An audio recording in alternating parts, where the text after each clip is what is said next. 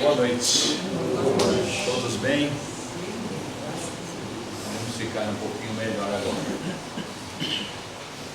Hoje me incumbiram de falar sobre o capítulo 17 do Evangelho segundo o Espiritismo. Um dos capítulos mais bonitos, se é que a gente pode achar um bonito e o outro menos bonito, mas o 17 especialmente é fantástico.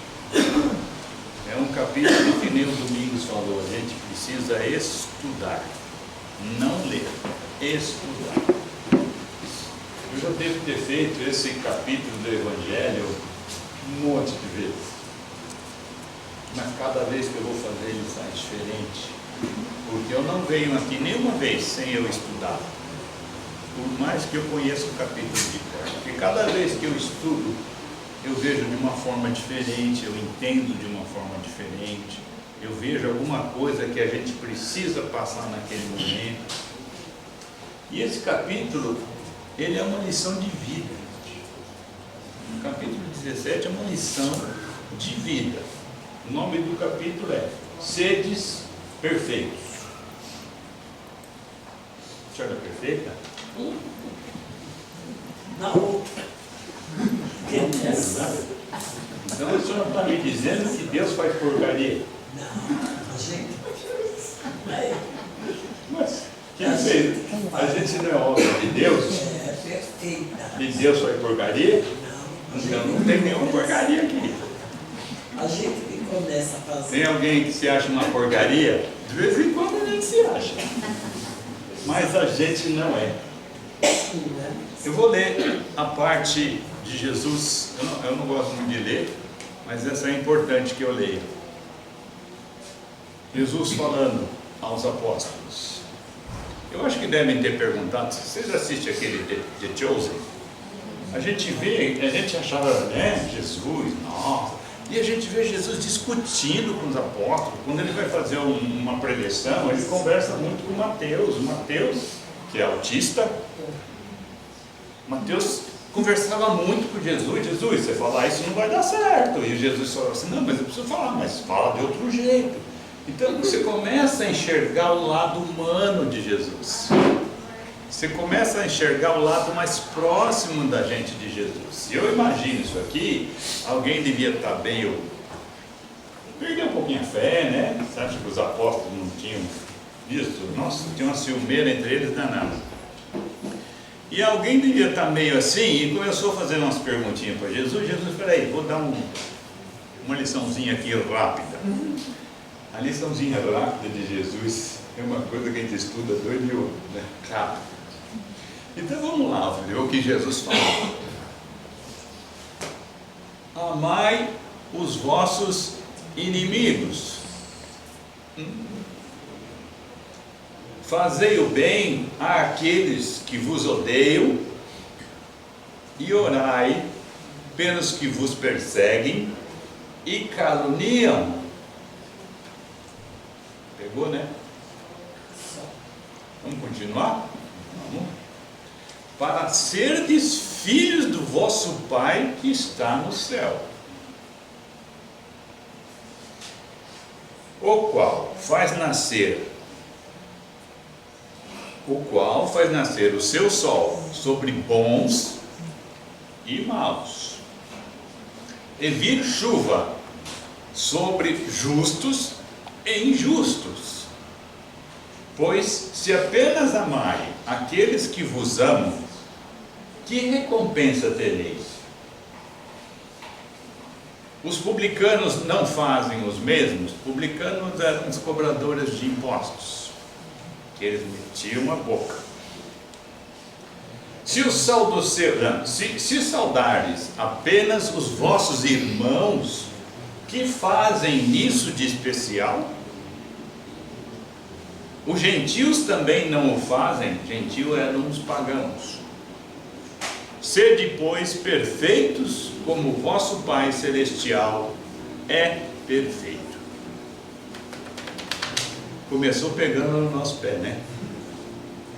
Jesus, ele só vai com o pé no peito da gente, né? Ele não vai assim, seja um bonzinho, não pode ser desse jeito que você é, Você é muito ranzinza, não? Já começa assim: amai os vossos inimigos. Dá para continuar? Como é que a senhora chama? Laurinda. Laurinda.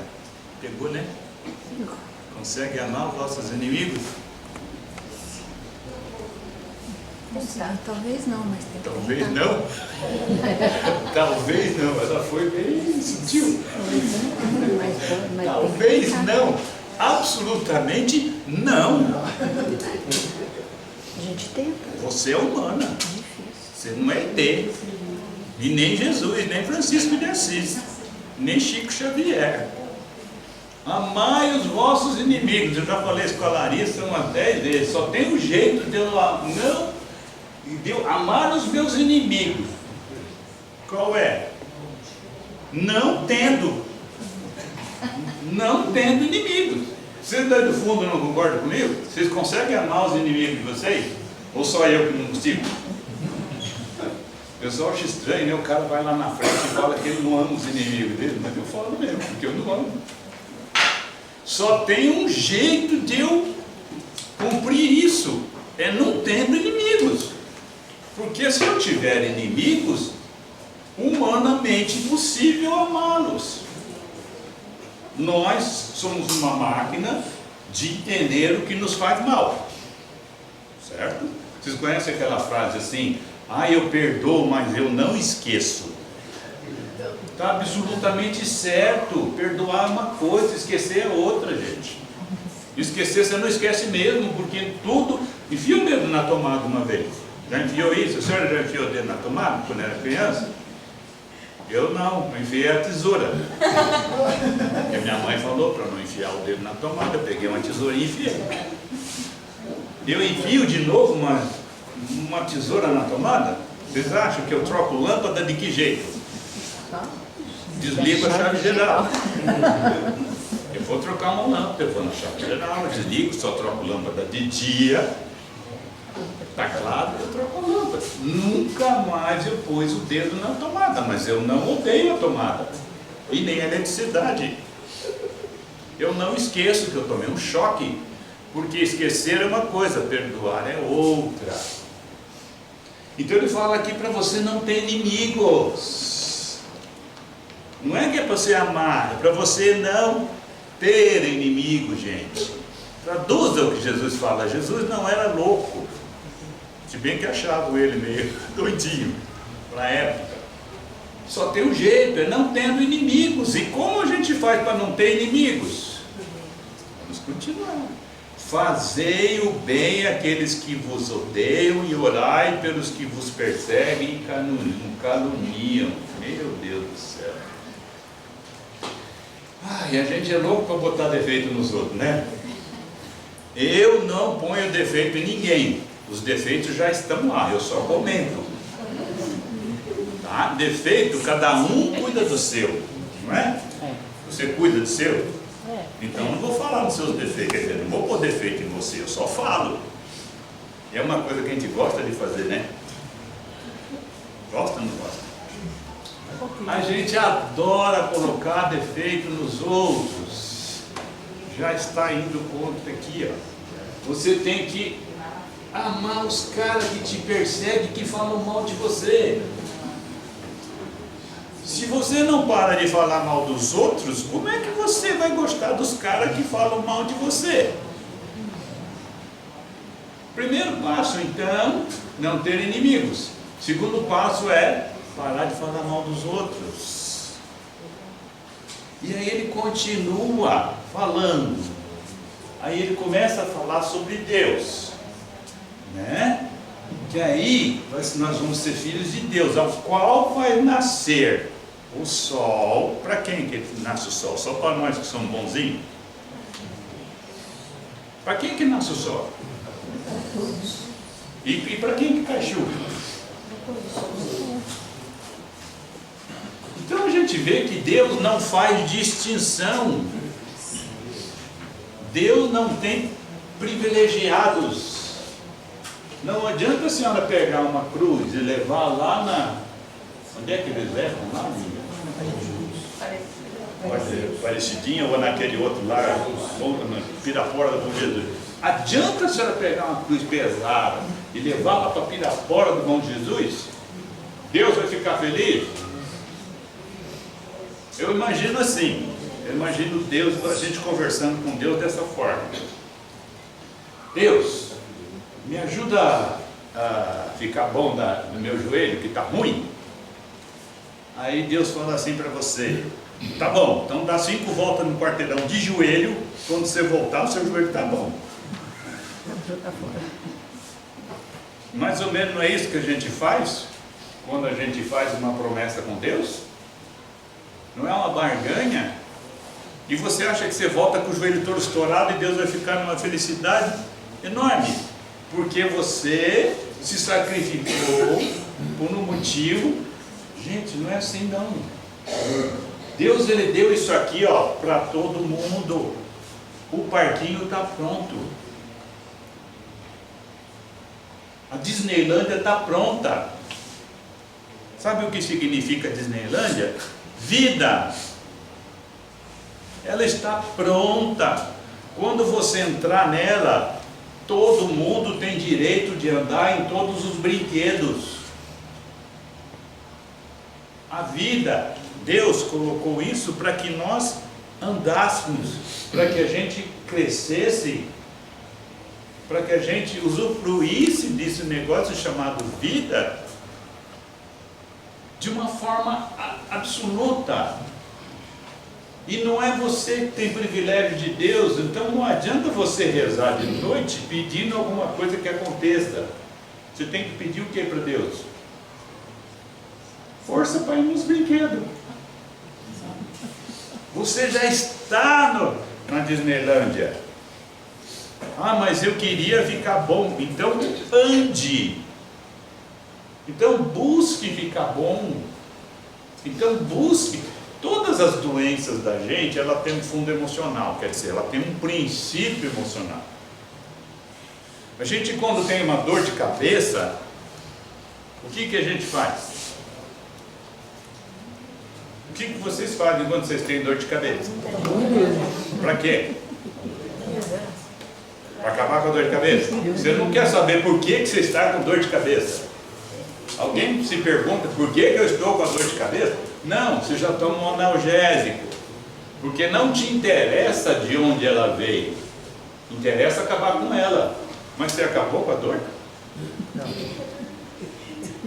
Ou simplesmente você está andando no seu carro à noite sozinho, certo? Aí de repente acende uma luzinha no painel assim, vermelha. E a luzinha apaga, e a luzinha acende, e a luzinha apaga, e a luzinha acende, você está sozinha de noite, e a luzinha acende, a luzinha apaga, você faz o quê? Você pega o carro, para o carro, pega uma chave de fenda e queima a luzinha. Acabou o problema. Não é? Era o pisca-pisca? Mas o pisca-pisca é amarelo. Queimou a luzinha. Acabou o problema. Viu o que é a sua dor de cabeça? E a gente não pensa nisso. A gente não quer saber as causas. A gente quer acabe o sintoma. Brigou com o vizinho o dia inteiro. Chega de noite e não consegue dormir porque está com dor de cabeça. Né? Falou mal o dia inteiro dos outros. Assistiu da Atena, Patrulha Alerta, Jornal Nacional, assistiu o jornal da meia-noite e quer ter um sono tranquilo. E quer dormir. E aí acha que Deus está te punindo. Por quê? Porque você não terminou o Pai Nosso. Você rezou o Pai Nosso que está no céu. Aí você se entretém. À noite é que vem aquelas coisas, né? Mas aquela pessoa não devia ter feito isso comigo. Ela vem na hora que você está na cama. E aí você acha que Deus está te punindo. E Jesus dá o roteiro aqui. Que Deus não dá privilégio. Nem para os justos, nem para os injustos. Ah, então quer dizer que os injustos têm o mesmo direito que eu? As pessoas ruins vão para o céu que nem eu vou. E quem falou que eu vou? E quem falou que eu sou justo? Ele não mostra aqui que é tudo a mesma coisa. Os publicanos, quem mais os outros? Os gentios. Nós somos quem? Os publicanos ou gentios? A gente acende vela para São Francisco, acende vela para... vai na Umbanda, vai na Igreja Católica. Se tem um parente que é evangélico, eu vou também lá gritar um pouquinho, né? A gente vai para todo lado, gente. A gente é meio pagão. A gente gosta de fazer uma promessinha, né?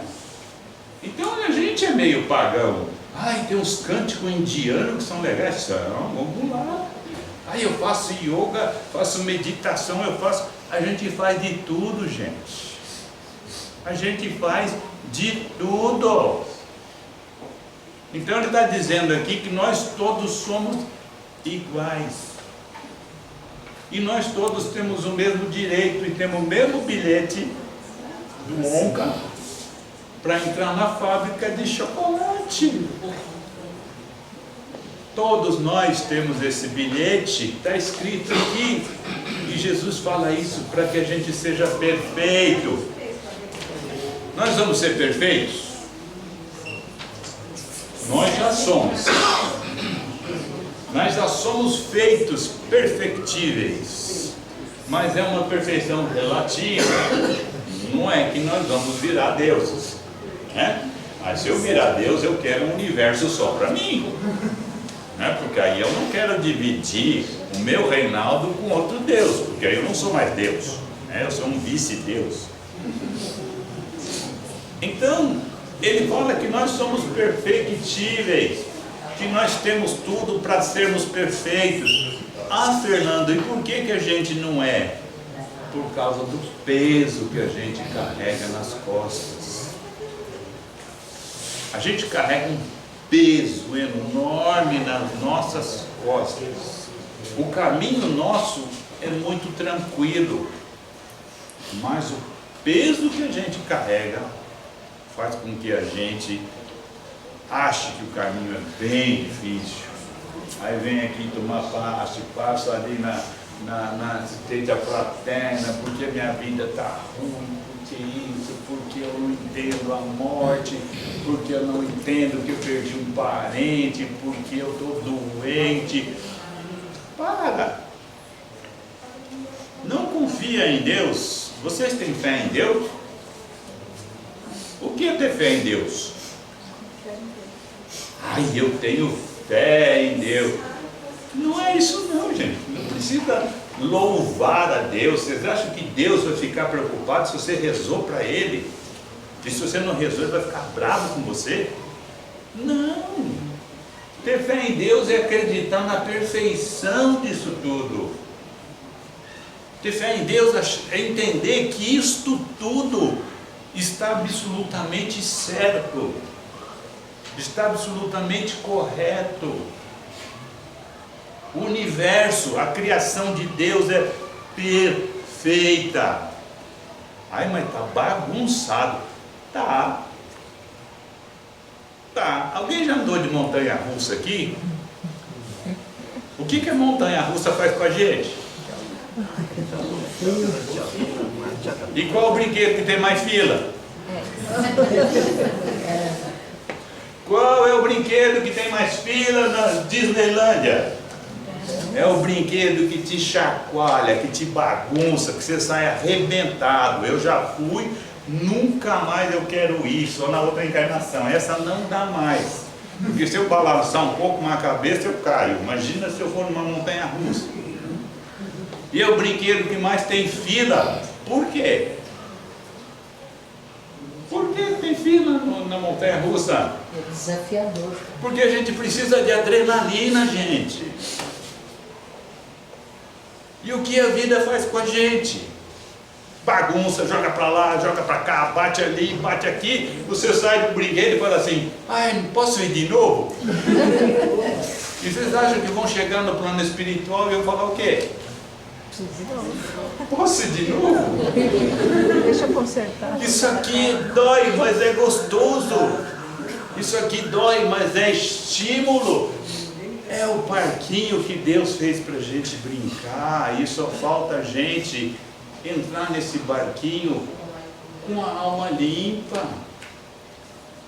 Ter paz de espírito. O que é ter paz de espírito?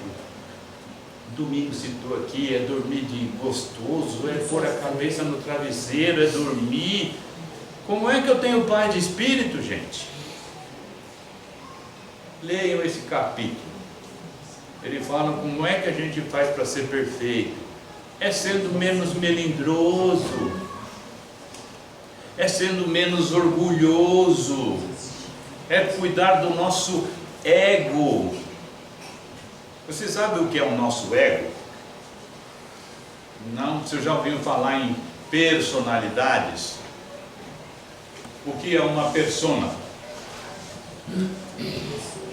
Lá na Itália, vocês vão falar, eu quero uma persona. O que vão te dar? Uma máscara. Vocês sabiam que na Itália, persona é máscara? Lá em Veneza, né, que eles fazem aqueles bailes, todo mundo com a sua persona. Então, o que é a sua personalidade? Como você chama? Renata. Você está Renata. Mas você é Renata? Normalmente sou. Você lembra quando você foi João?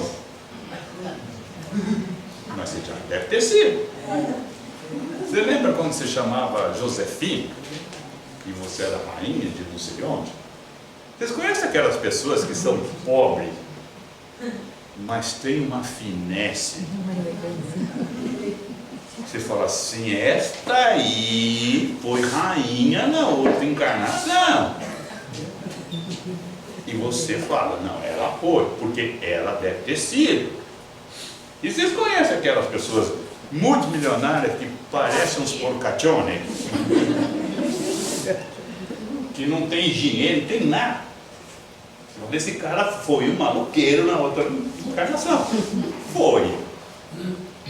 A gente perde todas as nossas personas. A Renata perdeu todas as encarnações dela, deve ter sido umas 1000. Faz as contas, matemática, dá mais ou menos isso. Umas 1000 reencarnações. Você acha que a Renata perdeu tudo que ela já foi? E onde está isso? E onde está isso? Todas as personas, quando ela foi chata, foi legal, foi rainha, foi maloqueira, foi corintiana, foi palmeirense, foi tudo. E não se perde, isso não se perde, isso fica dentro da gente. Isso aí faz parte da gente, é que Jung chamava das nossas sombras. Só que ele não falava em reencarnação, mas ele é reencarnacionista. Então, quando ele fala de sombras, ele está falando dos nossos passados. Nós não temos que matá-los, nós temos que incorporá-los. O que Jesus falava? Que ele era com Deus uno. Eu e meu Pai somos uno. O que ele dizia como uno? Ele já incorporou todas as personalidades dele, ele já se entende plenamente, ele já entende tudo o que ele passou, ele já entende todas as experiências que ele teve. E a gente fica se batendo por causa de ego. A gente fica se debatendo. Você sabe com quem você está falando? Fala, amigo, quantos habitantes tem na Terra? Eu vou saber quem é você. Né? Então, a gente fica com o nosso ego super saltado e a gente esquece da nossa bondade. Quando você põe o ego na jogada, o ego faz você querer ganhar mais do que ele. O ego faz querer você levar vantagem sobre todo mundo. Então, quando você entra no seu ego, você deixa de ser bom,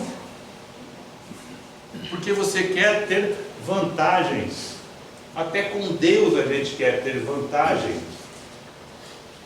Então nós vamos começar a entender isso quando a gente entender que a bondade vai fazer com que a gente tenha uma vida melhor, para que a gente seja uno com o Pai e que a gente deixe de sofrer.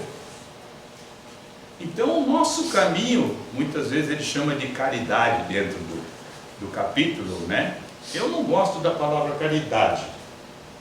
Eu já prefiro usar a palavra bondade e amor, né? Que nem eu digo, você sai daqui do centro agora, chega ali na esquina de cima, tem um menininho seminu andando lá vendendo toalhinha. Senhora, a senhora quer comprar uma toalhinha? Aí a senhora olha para ele, ele está tudo sujinho, tudo imundo. Está com fome, menino? Estou. Vem cá, leva esse menino para sua casa, dá um banho nele, senta ele para comer, dá uma janta legal para ele. Vocês fizeram caridade? Isso é uma caridade? O pessoal fala, é uma caridade. Espera aí, mas se você fizer isso com o seu filho, é caridade? Por que a caridade é sempre para os mendigos? Né? Isso não é caridade, isso é amor. Então se você faz como se fosse fazer para o seu filho, você não está fazendo caridade não, você está dando amor. Quando você está dando amor, você está sendo bom. Quando você está sendo bom, a sua vida melhora. Então se a gente começar a trabalhar um pouquinho e entender que nós estamos aqui para aprender a andar nesse parquinho, experimentar as coisas, vai machucar de vez em quando, mas nós temos toda a capacidade de entender isso, toda a capacidade de sair disso. E outra, não termina na morte, não termina no momento da morte. Só porque você saiu da montanha-russa não quer dizer que o parquinho fechou, tá certo? E fora a montanha-russa, quantos brinquedos ainda tem dentro da Disneyland? Você fica 2 dias e não vê 10%. Então, isto aqui é para mostrar para a gente que a vida não é uma só. Nós temos muita coisa para aprender, muito brinquedo para andar, muita experiência para experimentar. E se a gente exercitar a nossa bondade, a gente vai ser muito melhor. Mas precisamos acabar com nossas anhetices, né? A gente acha que tudo fizeram contra a gente é muito melindroso, então o nosso ego ainda está muito aviltado. Esse capítulo é fantástico por causa disso. E uma das coisas que ele fala no finalzinho é: atire a primeira pedra, quem? Então vamos levar esta frase última para casa. Atire a primeira pedra aquele que não tiver pecados. Que Jesus esteja com a gente, em nossos corações, nos nossos caminhos, sempre. Mais uma vez eu entendi bem diferente do que a última. Obrigado.